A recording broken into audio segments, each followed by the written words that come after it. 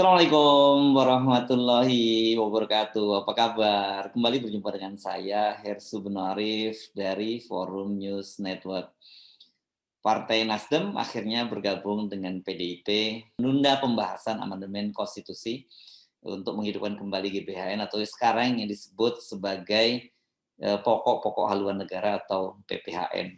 Penundaan usulan ini mencegah agar gagasan amandemen konstitusi terkait PPHN tidak meluas kepada usulan masa jabatan presiden 3 periode maupun usulan perpanjangan masa jabatan presiden. Oleh karena itu, menunda usulan amandemen konstitusi dan pembahasan PPHN merupakan langkah yang tepat pada saat ini. Ini disampaikan oleh Ketua Fraksi Nasdem di MPR, yakni Taufik Basari. Taufik Basari menyampaikan keterangan tertulisnya itu pada kemarin ya, hari Senin tanggal 21 Maret. Basari menjelaskan usulan amandemen soal PPHN juga belum mendesak. Fraksi Partai Nasdem, kata dia, telah melakukan SIGI atau SIGI ini kalau atau survei ya yang lebih dikenal itu, dia bekerja sama dengan lembaga survei indikator politik. Surveinya dilakukan pada September tahun 2021 untuk ini mereka mencoba melihat bagaimana pandangan masyarakat terkait PPHN dan isu amandemen. Hasilnya mayoritas publik dan para tokoh yang berpengaruh itu tidak setuju amandemen dilakukan saat ini, baik untuk PPHN maupun untuk isu lainnya. Usulan amandemen terkait PPHN menurut Nasdem masih merupakan gagasan elit dan belum menjadi kebutuhan publik. Jadi meskipun Undang-Undang Dasar 1945 tidak melarang adanya amandemen konstitusi, namun amandemen harus dilakukan secara hati-hati, penuh pertimbangan, dan didasarkan atas kebutuhan fundamental demi kepentingan bangsa. Sikap Nasdem ini sesungguhnya tidak terlalu mengejutkan, ya, mengingat posisi partai ini dalam isu penundaan pemilu. Ketua Umum Partai Nasdem, Surya Paloh, meyakini wacana penundaan pemilu tersebut bahkan sudah game over. Nah, dengan bergabungnya Nasdem, sesungguhnya secara praktis operasi politik yang dilakukan oleh Jokowi dan timnya, dalam hal ini yang menjadi dirijen adalah Menko Marinvest Luhut Panjaitan, untuk memperpanjang masa jabatan Jokowi melalui jalur amandemen Undang-Undang Dasar 1945 ini sudah tertutup. Seperti dikatakan oleh Wakil Ketua MPR dari fraksi PKS Hidayat Nur Wahid, ada 4 partai politik yang menolak penetapan PPHN. Ini kita ngomongin PPHN-nya dulu ya. Yakni penetapan PPHN melalui amandemen Undang-Undang Dasar 45. Ternyata partai-partai itu adalah Golkar. Jadi Golkar ini termasuk yang menolak soal PPHN melalui amandemen Undang-Undang Dasar ya. Kemudian Gerindra, PKS, dan Demokrat. Dengan penarikan diri PDIP dan Nasdem saat ini berarti ada 6 partai yang menolak amandemen Undang-Undang Dasar 45 itu. Nah, ini mesti kita bedakan nih antara yang ingin melakukan amandemen untuk menggulkan kembali PPHN dan kemudian yang ingin melakukan amandemen untuk memperpanjang masa jabatan Jokowi. Itu apakah itu melalui penundaan pemilu atau mengubah periodisasi presiden dari 2 periode menjadi 3 periode. Ini petanya beda-beda, dan tapi kalau secara sederhana petanya sekarang ini kan jadi berubah gitu ya, karena kita tahu bahwa kalau dalam kasus PPHN Golkar itu menolak gitu. Tetapi dalam penundaan pemilu kemarin kan Golkar itu bersama dengan PKB dan PAN itu mendukung. Nah, sementara pada kasus penundaan pemilu itu P3 juga ikut menolak gitu. Jadi sekarang ini kalau kita sederhanakan soal perlu tidaknya apakah akan dilakukan amandemen atau tidak, itu peta politiknya yang kalau di DPR tinggal 3 partai saya kira ya, yakni Golkar, PKB, dan PAN. Sementara yang menolak itu ada 6 partai. Ini PDIP, Nasdem, P3, dan Gerindra, ini dari partai pendukung pemerintah. Sementara bukan sementara, maksud saya plus 2 partai oposisi, yakni PKS dan Demokrat. Jadi posisinya kalau dari sisi partai politik ini di DPR itu 6-3. Nah, karena kita bicara MPR, maka kita juga harus membicarakan DPD RI. Posisi DPD RI ini sesungguhnya mendukung amandemen 1945. Namun ini kepentingannya berbeda. mereka punya agenda tersendiri. Jadi agenda mereka itu satu, ingin menggugurkan calon presiden independen. Yang kedua, mereka ingin ada penguatan lembaga DPD. Ini salah satunya adalah mereka punya fungsi legislasi karena selama ini memang DPD itu ya peran-perannya itu sangat apa ya sangat minimal sehingga mereka tidak bisa bekerja secara maksimal. Beda sekali ya dengan DPR yang punya 3 fungsi, yakni fungsi legislasi tadi, fungsi budgeting, dan fungsi pengawasan.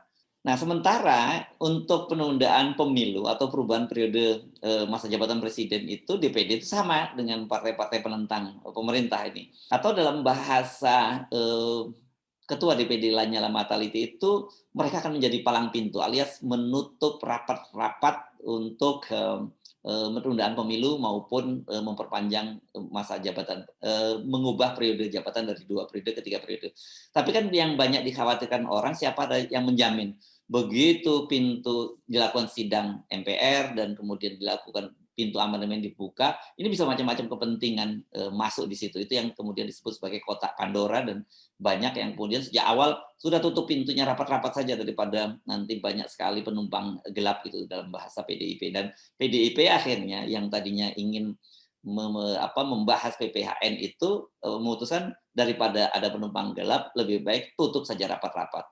Saya sendiri melihat apa yang disampaikan oleh ketua fraksi Nasdem ini ada 2 hal setidaknya. Satu, memberikan sinyal kepada pemerintah, sudahlah nggak perlu lagi melakukan lobby-lobby.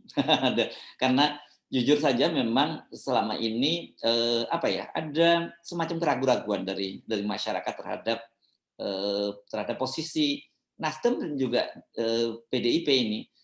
Banyak yang curiga gitu penolakan PDIP dan Nasdem ini yang sebelumnya ya sebelum sekarang memutuskan untuk menutup rapat pintu amandemen Undang-Undang Dasar ini jadi penolakan ini hanya semacam apa ya semacam untuk naikkan positioning untuk bargaining mereka ada tukar tambah di kabinet.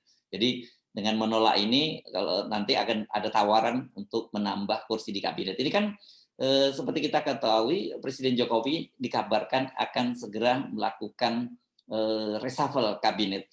Dan kalau dari kebiasaan Jokowi, hitung-hitungannya itu akan jatuh besok nih, hari Rabu, tanggal 23 Maret 2022, karena itu bertepatan dengan Rabu Pon. Ini hari yang dianggap baik oleh Presiden Jokowi, baik untuk memulai kegiatan personal maupun kegiatan-kegiatan kenegaraan. Spekulasi reshuffle kabinet itu berembus kencang ketika elit PKB dan P3 mengaku mendengar kabar bahwa PAN akan segera masuk kabinet dan mendapatkan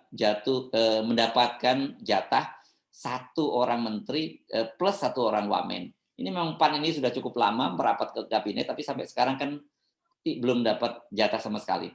Namun sebaliknya pada waktu itu Ketua Umum Partai Nasdem Surya Paloh meyakini nggak akan ada reshuffle. Seperti kita ketahui Nasdem saat ini memiliki 3 pos di kabinet ya, ini Menteri Lingkungan Hidup dan Kehutanan, yakni Siti Nurbaya Bakar, itu ada Menteri Pertanian Syahrul Yassin Limpo dan Menteri Komunikasi dan Informasi dan Informatika Johnny G.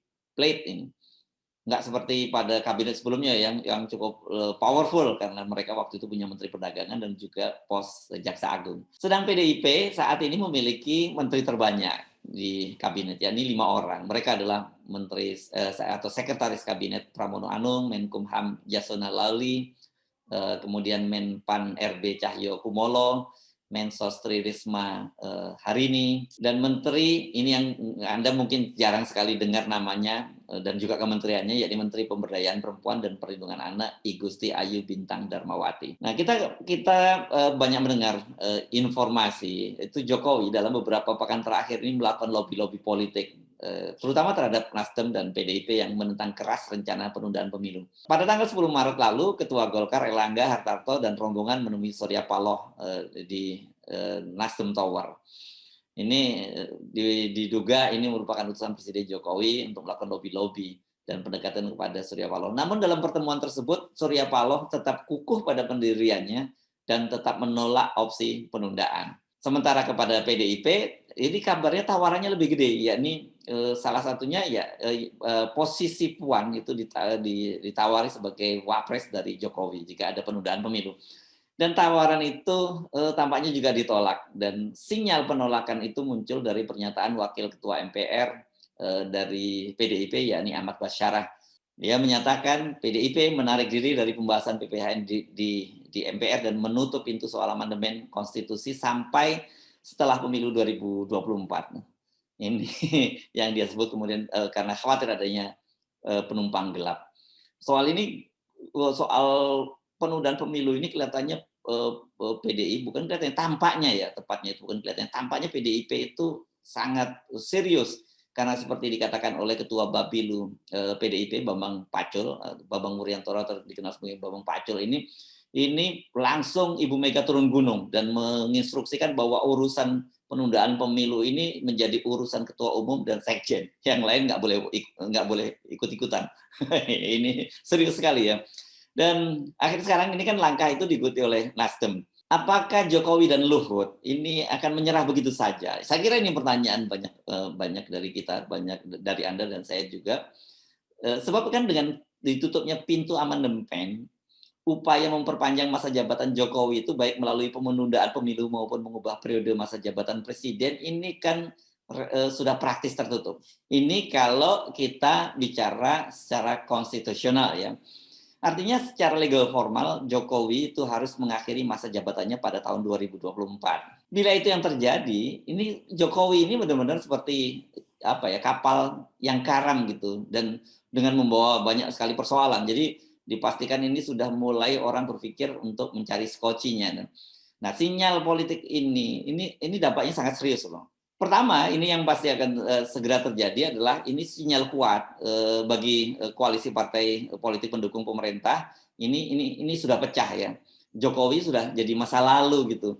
Mereka masing-masing harus sudah menyiapkan jago baru yang akan berlaga pada Pilpres 2024. Kedua, ini nggak kalah serius ini para bohir, taipan, penyandang dana yang selama ini menyokong Jokowi itu dipastikan mulai pelan-pelan fit out, pelan-pelan mundur meninggalkan Jokowi.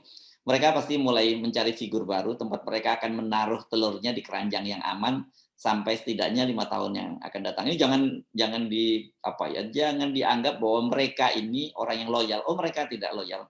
Mereka ini loyalnya pada kekuasaan. Jadi siapapun yang berkuasa, ya mereka akan loyal pada kekuasaan itu gitu.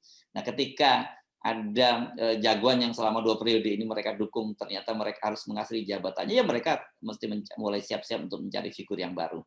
Jadi jangan dibawa baper lah ya. Ketiga, saya kira ini yang menjadi kekhawatiran sangat serius Jokowi, ini semua proyek mercusuar Jokowi. Nah, ini kalau proyek mercusuar pasti khususnya kita sekarang bicara soal pembangunan ibu kota baru, ini dipastikan tidak akan mendapatkan investor. Tidak ada jaminan pemerintah baru akan meneruskan mengingat anggaran negara kita sendiri sangat berat dan situasi perekonomian dunia juga saat ini kan tengah terpukul ya dengan satu adanya pandemi, sekarang kan konflik Rusia dengan Ukraina, semua itu membuat ekonomi dunia ini mengalami gonjang-ganjing. Jadi buat mereka para investor ini tentu saja mereka berpikir bagaimana mereka menempatkan investasinya dan dapat cuan yang bagus gitu. Jadi kalau kemudian menempatkan sebuah investasi di sebuah proyek yang tidak ada kepastian dari kelanjutan dari pembangunan proyek-proyek itu kan ini pasti merugikan buat para investor. Kita juga mendengarkan kemarin Pak Luhut menyatakan bahwa setelah SoftBank mundur itu mereka sudah dapat komitmen dari Uni Emirat Arab, yakni ada sekitar dana 20 miliar US dollar, dan juga Pak Luhut kemarin bertemu dengan putra mahkota Arab Saudi, Pangeran Muhammad bin Salman gitu. Tapi seperti dikatakan oleh juru bicara Luhut Panjaitan bahwa investasi dari Uni Emirat Arab ini sekarang sedang dalam pembahasan working group gitu. Sementara Pak Luhut sebelumnya menyatakan bahwa dia berharap sebelum Ramadan ini sudah ada tim dari UEA, Uni Emirat Arab yang akan datang ke Indonesia untuk membahas detailnya. Ini tinggal berapa pekan lagi, tinggal 2 pekan lagi Ramadan. Nah, sesungguhnya kan ini konstitusi kita itu sudah mengatur dan membatasi masa jabatan presiden selama 5 tahun dan dapat diperpanjang untuk 1 periode lagi. Jadi hanya 2 periode. Harusnya ini Pak Jokowi itu jangan tergoda lah dengan berbagai rayuan untuk memperpanjang masa jabatannya, entah melalui penundaan pemilu atau melalui mengubah menjadi 3 periode. Sebaiknya ini kita sarankan Pak Jokowi itu mulai sekarang sudah mulai menyiapkan diri agar semuanya berakhir secara husnul khotimah gitu, berakhir yang baik lah, atau kayak kita sering menyebut kalau dalam politik itu sebagai soft landing gitu. Berbagai manuver politik yang mereka lakukan saat ini, ingin memperpanjang masa jabatan entah bagaimanapun caranya, itu mengingatkan saya seperti orang yang sedang terjebak di lumpur hidup ya. Makin bergerak makin tersedot ke dalam. Jadi ketika orang itu tersedot ke lumpur itu sebaiknya diam saja sambil menunggu pertolongan. Begitu juga harusnya Pak Jokowi sekarang ini ketika menjelang akhir masa jabatannya tinggal 2 tahun setengah ini ya baik-baik saja gitu, dan kemudian nanti bisa berakhir secara husnul khotimah dan orang akan mengenang Pak Jokowi sebagai sebuah presiden yang presiden yang baik lah gitu buat Indonesia, bukan presiden yang diharapkan oleh Pak Jokowi kan sekarang meninggalkan legacy proyek-proyek mercusuar gitu. Saya Hersy Arif dari Forum News Network. Wassalamualaikum warahmatullahi wabarakatuh.